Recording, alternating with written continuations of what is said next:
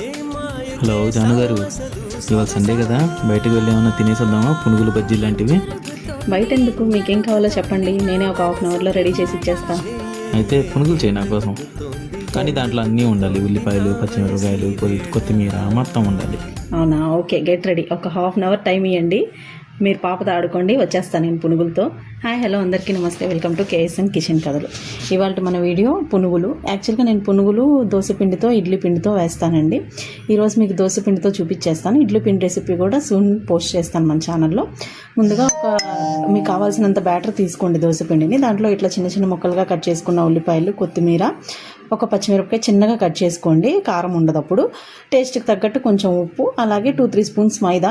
దీనికి ఒక కప్పు పిండికి ఒక కప్పు మైదా అట్లా ఏమి ఉండదండి, కొంచెం మైదా యాడ్ చేసుకోండి అయినా సరిపోతుంది. అలానే కొంచెం సోడా ఉప్పు యాడ్ చేసుకుంటే మనకేంటంటే పునుగులు కొంచెం గుల్లగా వస్తాయి. చూసారు కదా, ఇట్లా బాగా కలుపుకోండి. ఉల్లిపాయలు ఏంటంటే బాగా మెత్తగా ఇట్లా పిసుక్కోండి, అప్పుడు దాంట్లో నుంచి మనకి వాటర్ వస్తాయి. సో వాటర్ అనేది చూసి యాడ్ చేసుకోండి, ఎక్కువగా యాడ్ చేసుకోవద్దు, అప్పుడు పునుగులు మనకి రెసిపీ రాదు. చూసారు కదా, ఇట్లా కలుపుకొని పక్కన పెట్టేసుకొని స్టవ్ ఆన్ చేసుకొని గిన్నెలో కొంచెం ఆయిల్ యాడ్ చేసుకోండి, పునుగులు మునిగేంత వరకు. ఫస్ట్ ఫ్లేమ్ హైలో పెట్టుకొని ఆయిల్ హీట్ అయ్యాక కొంచెం ఫ్లేమ్ తగ్గించేసుకొని ఇట్లా పునుగులు వేయడం స్టార్ట్ చేయండి. పునుగులు వేసాక ఎమ్మటే కదపకండి. చూసారు కదా, వేసి వదిలేస్తే ఆటోమేటిక్గా అవే పైకి వచ్చేస్తున్నాయి. ఈ పునుగుల టేస్ట్ మాత్రం చాలా బాగుంటుందండి, అసలు బయట టేస్ట్ కూడా ఉండదు, ఇంకా టేస్ట్ చాలా బాగుంటుంది. ఒకసారి ట్రై చేయండి మీరు కూడా. వేసేమంటే కదపకండి, కొంచెం కలర్ చేంజ్ అవుతుంది, అప్పుడు ఇట్లా ఫ్లిప్ చేయండి. ఇట్లా మీరు తిప్పుతూ ఉండంటే పునుగు ఏంటంటే మొత్తం కాలుతుంది లోపల కూడా. మీరు హై ఫ్లేమ్లో పెట్టి చేసేసారంటే పైన కలర్ మారిపోతుంది, కానీ లోపల పిండి మనకు ఉడకదు. చూసారు కదా, కలర్ చేంజ్ అయింది. ఈ స్టేజ్లో తీసేయండి. ఎక్కువసేపు ఉంచితే ఏంటంటే మనం తీసాక ఆ హీట్కి ఇంకా మాడిపోతాయి.